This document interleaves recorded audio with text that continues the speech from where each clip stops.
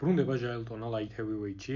ვერსადაც ვერ ბრუნდება ჩვენი ჟაილტონა, საერთოდ გაუშვეს UFC-დან.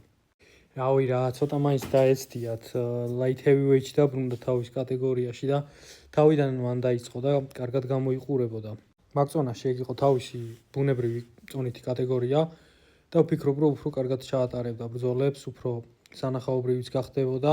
თან ამ ბოლო ბრძოლაში გვანახა, რომ დგომში შეუძლია ბრძოლა, მოუწია დგომში დგომა და რავი, კარგად იჩხუბა, კაი სტრაიკინგი ჰქონდა, აქამდე საერთოდ არ უჩვენებია და ეხლა აჩვენა და მგონია, რომ რაღაც პონჩი ალბათ იფიქრა, რომ ჩავალო ეხლა ისევ ჩემ წონაშიო და შედარებით უფრო კარგ ბრძოლებს ვანახებო.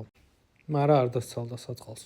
დიდი ალბათობით ბოლო ბრძოლა იყო კონტრაქტში და დაუმთავრდა და აღარც გაუგრძელეს რა.